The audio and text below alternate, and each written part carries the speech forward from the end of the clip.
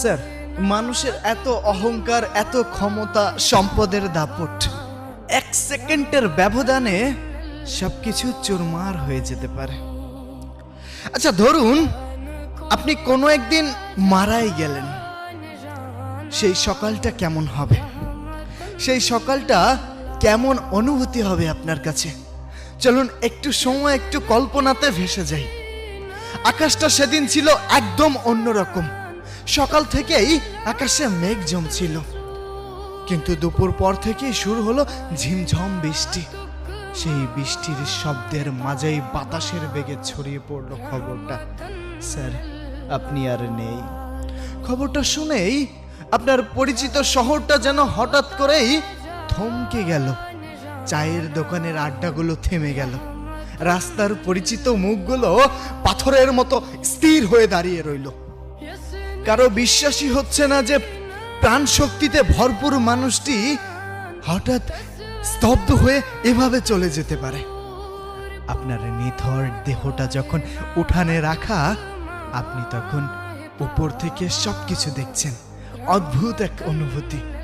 আপনি সবাইকে দেখতে পাচ্ছেন, তাদের কান্নার শব্দ শুনতে পাচ্ছেন, কিন্তু কাউকে ছুঁতে পারছেন না, বলতে পারছেন না আমি তো এখানেই আছি।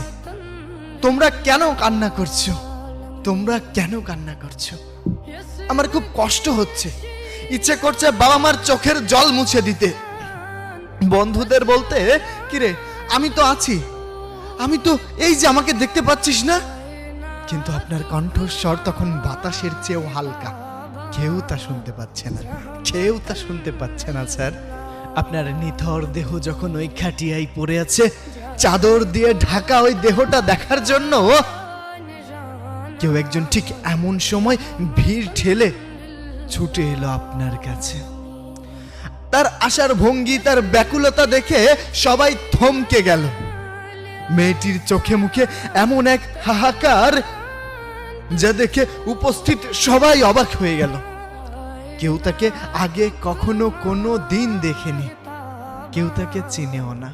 সে কোনো লৌকিকতার তোয়াক্কা না করলো, আপনার শিওরে বসে অঝরে কাঁদতে শুরু করলো। তার সেই কান্না অন্য সবার চেয়ে আলাদা।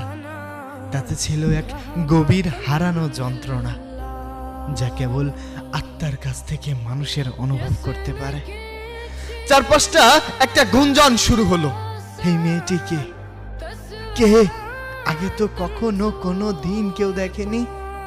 মানুষের অবাক করা চাহনি তাকে একটুও ঢলাতে পারল না। সে যেন পৃথিবীর সব ভুলে গিয়ে কেবল আপনার নিথর মুখটার দিকে তাকিয়ে রইল। তার কান্নায় সেদিন বৃষ্টির শব্দ যেন স্নান হয়ে গিয়েছিল। আপনার উপর থেকে সব দেখছিলেন। আপনার সবচেয়ে প্রিয় মানুষটির এই রূপ দেখে আপনার বুকটা ফেটে যাচ্ছে। চিৎকার করে কান্না করতে মন চাচ্ছে। আপনি ডাকছেন, তার কাছে যাচ্ছেন, তাকে স্পর্শ করছেন। আপনি তার মুখের কাছে গিয়ে দাঁড়ালেন, তার মাথায় হাত রাখতে চাইলেন, কিন্তু আপনার হাতটা শূন্যতায় মিলিয়ে গেল। সে আপনার কানের কাছে মুখ নিয়ে ফিস ফিস করে কিছু একটা বলল, যা কেবল আপনিই শুনতে পেলেন। সেই কথাগুলো শুনে আপনার খুব মায়া হলো। মনে হলো, ইস, যদি আর একটিবার সুযোগ পাওয়া যেত, তবে সব ছেড়ে সবটুকু চোখের জল মুছে দিতাম। ঝিমঝিম বৃষ্টিটা তখন পড়ছে। আপনার নিথর দেহটা যখন কাঁধে তোলা হচ্ছে, আপনি দেখলেন সে তখনও সেই বৃষ্টির মাঝে মাটির দিকে তাকিয়ে চিৎকার করে কাঁদছে আর ছটফট করছে, একদম স্তব্ধ হয়ে। আপনি দূরে চলে যাচ্ছেন, আপনার চারপাশটা ধীরে ধীরে ঝাপসা হয়ে আসছে। আপনার খুব কষ্ট হচ্ছে, কিন্তু পৃথিবীর সব নিয়ম মেনে আপনাকে চিরন্তর এক নীরবতার দিকে এগিয়ে যেতে হচ্ছে। স্যার, ঠিক এমন মুহূর্তে কেমন হবে? একটি সেকেন্ডের ব্যবধান। এই ক্ষমতা, অর্থ, সম্পদ, মানুষকে দেওয়া ধোঁকা, কষ্ট, যন্ত্রণা, সবকিছু। স্যার, শেষে একটা প্রশ্ন রাখতে চাই। পৃথিবীতে মানুষকে দেওয়া মানুষের কষ্টের জন্য কি আর কখনো কোনো দিন ক্ষমা পাওয়ার সুযোগ পাবে?